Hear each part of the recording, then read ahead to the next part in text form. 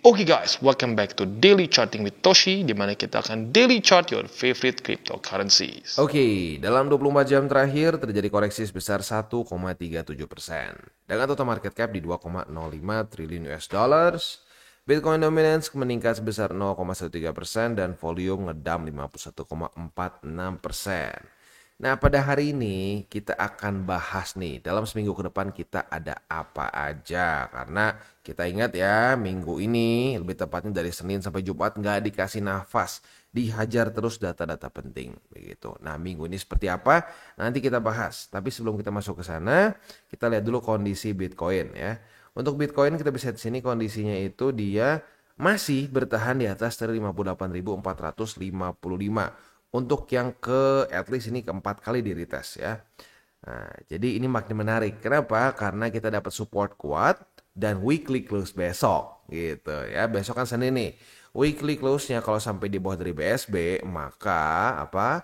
BSB kembali roll-nya menjadi apa? Menjadi resisten begitu. Dan ya kalau sampai besok jam 7 pagi weekly close-nya masih di sini, ya artinya Bitcoin kembali fake out 2 kali berturut-turut. Nah, kita lihat datanya aja. Fake out itu artinya lebih ke bearish. Seperti di sini ya. Fake out buat lower low, lalu fake out lagi di sini, lower low lagi, fake out, lower low, dan seterusnya. Begitu. Yang kita perlukan adalah sekali lagi pantulan di BSB itu. Pantulan itu apa bang? Bedain sama retest. Ini retest nih, 2022 retest nih. Nah, ini fake out ya. Reclaim, retest, udah nih, mantep nih, mantul nih, hajar lagi cycle-nya. Turun ya. Itu. Kalau mantul seperti di sini. Reclaim, dari tes, weekly close di atas 3 BSB yang bullish. Nah, ini mantul. Statistically speaking, saat terjadi pantulan seperti ini, apalagi kalau weekly close-nya bagus ya, kayak 11% di sini ngepamnya. Nah, itu akan cenderung membuat apa? Bitcoin lanjut rally membuat higher high atau ya kalau dalam kondisi ini new all time high begitu ya. Dan ini bisa terulang-ulang apalagi di cycle 2016 ya. Kita bisa di sini reclaim, mantul ya, boom, dan ujung-ujungnya apa? Higher high ya. Sini reclaim, mantul di sini nih ya, walaupun lebih kecil nih. Mantul, higher high. Mantul, higher high, mantul, higher high. Nah, udahnya malain kundang nih, lupa. Wah, udah nggak perlu mantul-mantul lah ya. Retest dikit langsung lanjut katanya ya. Ternyata apa yang terjadi? Ya, udahnya keterusan dan jebol. Ya, udah jebol. Ya, beginilah hasilnya. Jadi bear market begitu ya. Ini yang seringkali disebut sebagai blow off top ya, karena dia lupa sama ibunya gitu ya. Udah lupa sama ibunya, dikutuk jadi batu, jatuh deh dari langit gitu ya. Itu yang disebut sebagai teori malin kondang dari TCI. Udah lumayan jarang dibahas soalnya ya belakangan ini BSB jadi resisten terus sih ya. Oke, selanjutnya ya mungkin gue harus ngomong lagi bahwa mungkin buat lu yang sudah sering nonton DCWT gitu ya, apalagi daily setiap hari dihajar, teori ini mungkin bukan teori yang baru ya, tapi lagi-lagi DCWT ini kan kita tahu ya bahwa DCWT ini untuk semua orang begitu. Nah, nggak semua orang nonton setiap hari, maka dari itu ya gue harus coba ingatkan lagi teori-teori yang gedenya, yang pentingnya begitu, supaya apa? Supaya ya bisa sama-sama on the same page begitu ya. Oke, next kita akan lihat kondisi indeks dolar. Indeks dolar kondisinya wah menguat nih, sebentar lagi mendekati ke EMA 20 ya, mau kasih tukang pukul nih ke Mike Tyson ya. Pertanyaannya apakah akan dipukulin dan KO dengan Mike Tyson seperti di sini nih di Juli 2024, atau jangan-jangan malah dia berhasil menaklukkan EMA 20 begitu ya. Jadi kayak Holyfield mungkinnya menghajar Mike Tyson begitu ya. Next, Bitcoin dominance. Untuk Bitcoin dominance masih di atas EMA 20 ya. Jadi masih cenderung kuat trennya ya. Jadi belum ada terlihat tanda-tanda reversal. Ya mungkin ada sideways ya, mulai ada sideways, tetapi EMA 20 masih cukup kuat begitu. So, masih cenderung bullish for Bitcoin dominance begitu ya. Nah, selanjutnya kita akan lihat ke ini ya. Kita lihat dulu ke news. Sudah news, nanti kita bahas minggu depan ada apa aja ya. Newsnya ini datang dari US, di mana ETF Bitcoin ini ya monthly akhirnya loss juga. Di mana sebelum-sebelumnya kan selalu plus nih, apalagi di masa-masa ini nih ya. Di masa-masa orang lagi wah Bitcoin ya, wah semua akan new all time high, bla bla bla bla. Wah di sini kan selalu bullish nih, bullish dan inflow rata-rata sebulan tuh. Nah sekarang mulai minus, mulai outflow nih ya. Nah Ethereum juga sama nih ya, bahkan di sini disebut sebagai ETF yang ignored ya. Ya sebenarnya gini, makanya kan gue bilang, ya, kan ada orang yang gini, ada orang yang ngerasa bahwa kripto itu nggak nyambung sama macroeconomics, jadi karena kripto itu decentralized, jadi nggak terpengaruh. Siapa bilang? Begitu ya. Menurut gua business cycle itu yang per 4 tahun itu jelas menunjukkan bahwa Bitcoin itu sangat terkorelasi ya, masih sangat terkorelasi dengan makro. Dan orang tuh suka masih kebiasaan, orang berpikir oh terdecentralized maka nggak akan ngedam, nggak akan ngaruh ke macroeconomics. Faktanya nggak begitu gitu. Yang terdesentralisasi adalah validasinya ya, bukan berarti harganya bakal stabil. Itu karena gini nih, sebenarnya lucu juga orang yang sama pasti nggak akan invest di kripto kalau harganya stabil. Kebayang nggak Bitcoin stabil terus di 50.000 stabil gitu 10 tahun. Siapa yang mau invest? Gitu ya, atau naiknya dikit-dikit gitu ya. 10 tahun naiknya baru jadi 70.000 gitu ya. Ya itu jadi kayak indeks gitu kan. Nah ya baik lagi sih, baik lagi kita perlu tahu dulu dasarnya. Kalau nggak tahu dasarnya, datanya campur-campur jadi berantakan. Makanya gue bilang ya, lu kalau mau belajar TA fundamental sekalian kalau nyemplung tuh ya nyemplung benar-benar pelajarin semua. Kalau cuma mau setengah-setengah mendingan udah lu invest aja di Bitcoin, Ethereum ya. Lu DCA murni, nggak usah mikir fundamental, nggak usah mikir TA. Lu ambil deh ya 5-4 tahun kemudian waktu udah profit. Lu ngerasa udah cukup nih profitnya, udah lumayan kena nih. Target gua buat nikah, target gua buat beli rumah, target gua buat apalah ya. Jangan beli Lambo sih kalau bisa ya. Ya beli beli aset lagi lah gitu ya. Kayak kemarin-kemarin tuh ada yang komen buat bikin kosan lah, buat kelapa sawit tuh mantep banget. Itu boleh banget lu DCA secara murni di Bitcoin, Ethereum ya tutup mata, udah sampai lu lihat dananya, wah cukup nih, udah cairin semua, boleh banget. Itu kadang-kadang lebih profitable dibandingin orang yang TA dan fundamentalnya setengah matang. Apalagi tim apa namanya tim kultus TA, tim kultus fundamental. Jadi apa maksudnya kultus tuh? Ada beberapa orang yang gini, trading tuh cuma pakai fundamental, TA tuh cuma garis-garis doang ya. Ya silahkan coba ya. Kalau lu ngikutin cuma fundamental doang, cuma ngikutin news doang gitu ya. Kemarin lu beli ETF ya, waktu dia open minus 7%, udahnya ngedam beberapa hari kemudian. Terus kalau lu misalkan beli news halving, wah halving nih udah bullish beli ya. Lu beli itu lagi buat lower high ya. Lagi buat lower high di sini nih ya. Lagi buat lower high di daerah April. Wah, lumayan jauh di sini ya. Waduh. Nah, di daerah sini nih lower high, lagi bikin lower high dan akhirnya lower low gitu. ETF di sini nih waktu dia live apa yang terjadi udahnya ngedam 7%. Nah itu buat orang yang full fundamental nggak pakai TA. Tapi sama lu pakai TA, gua nggak percaya sama fundamental ya, nggak percaya. Wow ini lagi bearish nih, jelas nih ya, momentumnya lagi bearish. Kita ada struktur di sini mulai kebentuk, wah siap-siap nih kita nge-short dar ya, ngepam 11,9% ya kena liquid. Kalau lu cuma pure TA juga, makanya dicampur gitu, makanya dicampur. Oke, itu kurang lebih gambarannya. Selanjutnya kita langsung aja masuk nih ke economic calendar, takutnya kelamaan ya. Dan jujurnya cukup padat ya, cukup padat untuk minggu ini. Cuma dikasih nafas itu hari Senin kayaknya, yes. Senin aja, ya Senin nggak ada bintang 3 sama sekali. Selasanya langsung dihajar oleh ISM Manufacturing PMI dan Prices, ada juga S&P Global US Manufacturing PMI.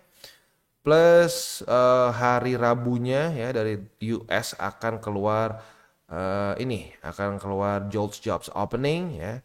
Dan yang paling sadis tuh hari Kamis. Hari Kamis kita akan keluar ADP Non-Farm Employment Change, Initial Jobless Claim, S&P Global Services PMI, lalu ISM Manufacturing PMI dan juga Prices, crude oil inventories. Gila ya. Dihajar 1, 2, 3, 4, 5, 6 ya. Dan yang gilanya ada juga initial jobless claim. Jadi siap-siap ya. Hari Kamis minggu depan tanggal 5 September ada kemungkinan terjadi volatility yang lumayan karena ada banyak dan juga ada initial jobless claim begitu ya. Next, hari Jumatnya itu akan keluar data average hourly earnings dan juga non-farm payroll, ada juga non-farm payrolls. Dan juga bosnya keluar di akhir nih, unemployment rate ya. Jadi minggu depan pun padat ya, cuma hari Senin aja dikasih nafas. Sisanya dari Selasa sampai Jumat ada terus bintang 3 dan cukup banyak. Jadi siap-siap. Minggu pertama di bulan September akan cenderung volatile sepertinya ya. Oke, next kita akan masuk ke Balemate, tetapi sebelum kita masuk ke Balemate seperti biasa gua akan disclaimer dulu bahwa semua konten dari TCI bukan financial advice. Ini semua bentuknya adalah edukasi ya. Lalu bagaimana cara untuk mendukung TCI? Ada banyak caranya. Lu bisa like our video, bisa share our video, atau juga bisa menggunakan link referral kita di bawah. Dan sekarang kita akan dengar lu pesan-pesan dari sponsor kita pada hari ini. Oke, today's video is brought to you by Maxi. Dan seperti yang kita bisa lihat di sini, Maxi sedang ada kerjasama dengan TCI, di mana kita ada deposit and trade campaign dengan price pool yang gak main-main sebesar 20.000 USDT ya. Ini eksklusif deposit campaign-nya itu untuk TCI aja. Jadi buat lu yang pengen ikutan bisa menggunakan link referral kita di bawah. Ini berlangsung sampai tanggal 20 September. Jadi masih ada waktu yang cukup panjang ya. Tapi buat lo yang pengen ikutan silakan karena ini adalah first come first serve. Kalau sudah price poolnya habis ya sudah berarti beres ya. Oke, nah selanjutnya selain itu juga tentunya di Maxi kita bisa trade spot, futures, dan seterusnya. Dan seperti yang kita tahu Maxi ini adalah salah satu tier 1 exchanger yang secara fee-nya itu salah satu yang paling murah. Begitu. Jadi buat lo yang mungkin komplain terus nih, aduh bang, fee mahal bang. Nah, boleh pertimbangkan untuk menggunakan Maxi. Dan juga Maxi ini masih salah satu cryptocurrency exchanger yang masih non KYC. Jadi buat lo yang mungkin merasa terbebani untuk KYC, nah lo bisa pakai Maxi karena Maxi tidak mengharuskan KYC, begitu ya. Dan tentunya banyak lagi hal yang kita bisa lakukan di sini, seperti ada sign up bonus yang kita bisa claim up to 1000 USDT, dan juga ada Kickstarter, di mana Kickstarter ini sangat berguna bagi lo para holder MX token. Lo basically bisa ikut seperti launch pool yang kita tinggal lock saja si MX tokennya ya. Jadi kurang lebih seperti itu. Buat lo yang belum menggunakan Maxi silahkan bisa pertimbangkan untuk menggunakan link referral kita di bawah. Kita masuk ke Bitcoin. Untuk Bitcoin retest pertama terjadi di 58.455. Maksudnya gini ya, retest pertama untuk posisi long ya. Nah kalau sampai besok daily close-nya masih di atas dari 58.455, kita bisa limit posisi long, retest kedua otomatis kebuka posisi longnya, dan target TP kita di MA20 ya. Itu kurang lebih untuk setup di Bitcoin secara futuresnya. Untuk posisi spot di 58.455, di 57.570, dan di 54.000. Itu untuk posisi spot di Bitcoin. Next kita masuk ke Ethereum. Untuk Ethereum kemarin kan posisi shortnya udah kena target TP. Sekarang lagi nanggung nih ya. Udah 2 hari ini. Ya bukan 2 hari sih. Kemarin nanggung. Nah, jadi tinggal kita lihat apakah dia akan retest ke resisten atau support dalam waktu dekat ya. Kalau sampai terjadi retest 1, retest 2 di 2464, kita bisa pertimbangkan untuk buka posisi long dengan target TP di 2552. Sementara untuk posisi spotnya di 2464, 2419, dan di 2363 ya. Itu kurang lebih untuk posisi spot dan futures di Ethereum dan di Bitcoin. Sebelum kita beresin hari ini ya, gua akan ada wejangan dulu untuk para newbies begitu. Ya, ini specifically untuk para newbies ya. Kalau lu pernah dengar satu peribahasa yang kita pelajari dari SD ya, tong kosong nyaring bunyinya, gitu ya. Cukup banyak itu seringkali terjadi di masa-masa newbie. Dan gua pun sama ya. Waktu gua dulu pertama kali benar-benar belajar TA ya, belajar fundamental, padahal baru basic banget ya. Wah, gua ngerasa udah dewa banget. Wah, apapun gua ngerti lah, nggak perlu lah. Nggak usah denger-denger lagi yang basic. Ngapain denger nih orang ya, cuma pengulangan aja, nggak guna ya. Tapi pada faktanya ya, gue digampar market ujung-ujungnya karena gue ngerasa bahwa wah gue udah overconfident nih, bisa market di genggaman gue, lihat nih profit, wah 5% di tangan sehari. Iya benar ya.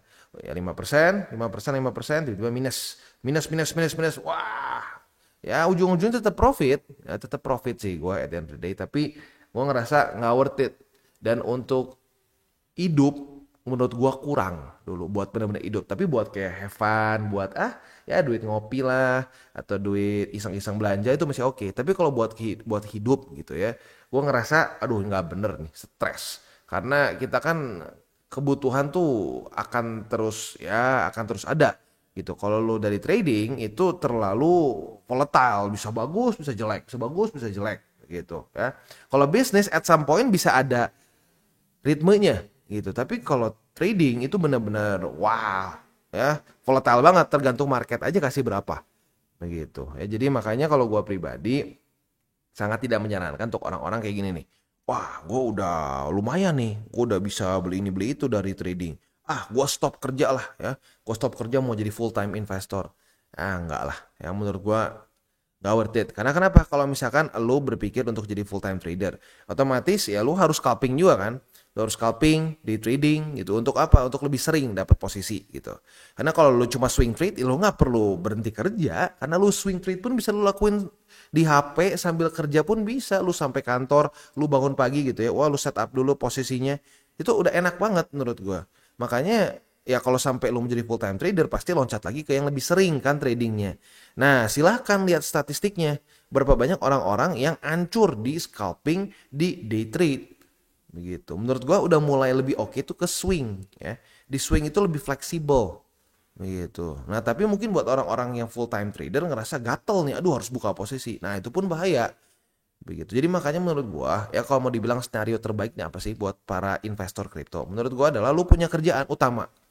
Lu punya kerjaan utama di mana itu menghasilkan duit yang stabil. Lu bisa bentuknya gaji, lu bisa punya bisnis atau apapun juga lah. Tapi lu yang sudah stabil gitu, lu ada income per berapa per bulannya. Nah dari income itu lu sisihkan untuk invest di kripto. Nah, dari buat yang udah buat invest ini, kalau lu mau ada futures trading, nah lu bagi lagi dari situ, tapi jangan terlalu gede. Tetap fokusnya lebih di spot trading untuk jangka panjang gitu. Kalau udah kayak begitu, ujung-ujungnya lebih profitable. Itu yang gue rasakan sendiri. Dulu gue paksain pengen trading for living. Ujung-ujungnya apa? Ya profit, tapi nggak segede waktu gue berpikir jangka panjang. Waktu gue berpikir jangka panjang, disitulah profit belasan ribu keluar gitu. Kalau cuma kita mikirnya, wah jangka pendek, ya lumayan sih, setahun bisa kayak ya 40%, 50%, lumayan. Ya tapi kalau lu bayangin ya, misalkan 50% nih ya, kali 4 gitu kan satu business cycle. Bandingin sama belasan ribu persen. Nah itu dia seremnya. Long term sama short term. Short term mungkin terlihat akan lihat nih, gila nih gue tiap hari dapat berapa persen. Yang long term, oh iya silahkan monggo. Udah beres satu cycle, yang long term ternyata ngasih lihat, wah gue profit sampai belasan ribu persen atau ekstrimnya sampai ribuan persen gitu. Nah itu ya. Jadi untuk para newbies harus siap dengan repetisi karena emang trading itu repetisi gitu. Jangan sampai berpikir trading itu kayak main di Dufan roller coaster. Wah gila jantungku berdebar gitu. Atau kayak kalau nonton film misalkan Wall Street tuh si siapa namanya Gordon Gekko ya, atau nonton si DiCaprio tuh film Wolf of Wall Street ya. Kalau lu sadar itu mereka semua ujung-ujungnya masuk penjara. Itu deg-degan kan, benar deg-degan, tapi ujung-ujungnya masuk penjara. Karena yang mereka lakukan adalah hal ilegal. Begitu. Jadi kalau lu mau deg-degan di market antara dua, antara lu over leverage ya. Wah, over leverage parah, jadi lu deg-degan nih. Nih gua makan gak hari ini nih? Aduh, nih gua bisa bayar kos-kosan gak hari ini? Atau yang kedua, ya lu melakukan hal ilegal sampai ujungnya ditangkap. Kayak kalau misalkan kasus si Gordon Gekko, dia melakukan insider trading ya. Untuk karakter yang diperanin sama si DiCaprio di Wolf of Wall Street, Jordan Belfort itu dia insider trading iya, dan juga dia melakukan fraud begitu. Jadi ya kalau lu mau sport jantung ya itu pilihannya. Lu melakukan tindakan kriminal ya di markets atau ya lu over leverage. Nah kalau menurut gua itu dua-duanya gua nggak nyaman gitu. Kalau gua pribadi gua lebih suka ya udah boring trading aja gitu, boring investing. Wah, akumulasi. Kayak di sini boring nggak, bukan cuma boring. Kalau dulu di 2022 tuh makan hati ya. Makan hati di 2022. Karena setiap kali ada yang nanya, "Gimana kripto lu?" Huh? Oh, bukannya lagi jelek ya kripto ya? Oh, bukannya scam ya katanya. Itu tuh di masa-masa Bitcoin udah naik 100%. Udah di daerah sini nih 30.000. Masih begitu karena orang nggak tahu. Itu orang nggak tahu. Tapi buat yang tahu-tahu aja ya udah profit. Begitu ya. Oke, itu kurang lebih untuk DCWT kali ini ya. Ini kan hari Minggu jadi biasa gue lebih santai aja gitu, dan gue lebih fokus ke Bitcoin Ethereum aja sih ya. Sepertinya para subscriber gue udah cenderung udah cenderung ngerti di masa-masa ini lebih baik fokus ke Bitcoin Ethereum. Jadi udah cenderung nggak terlalu banyak orang yang request alt sih sebenarnya sekarang ya. Lebih banyaknya ke ya mindset dan lain-lain. Walaupun ada aja lah 1-2 orang yang nyasar gitu ya. Sampai sini cuma isinya ngomong, ini apa sih channel nggak jelas cuma ngomong-ngomong doang. Kesannya bukannya buka posisi gitu ya. Ya nyasar itu namanya ya. Di sini channel untuk edukasi dan pengen benar-benar belajar. Gitu, bukan untuk asal-asal buka posisi ujung-ujungnya liquid lagi gitu ya. Oke. Kita tutup dengan 3 golden rules. Jangan pakai uang panas, jangan over leverage, dan berpikirlah jangka panjang. Oke guys, jadi itu adalah akhir dari segmen DCWT kita pada hari ini. Dan jangan lupa bagi kalian yang merasakan manfaat dari segmen ini, jangan lupa untuk share ke teman-teman kalian. Dan apabila lu pengen mensupport channel kita, ya TCI, jangan lupa untuk menggunakan link referral kita di bawah. Nggak wajib ya, tetapi apabila lu menggunakan link referral kita di bawah, ada macam-macam ya, dari Bybit, Huobi, Maxi, toko kripto, dan banyak lagi ya. Walaupun nggak wajib, tapi kalau menggunakan link referral kita, lu secara langsung membantu perkembangan dari TCI. Dan satu lagi, jangan lupa juga untuk join Telegram group kita, di mana kita bisa ngobrol-ngobrol santai mengenai dunia cryptocurrency secara 2 arah. So, jangan lupa untuk like, subscribe, click the bell icon, and see you on the next video.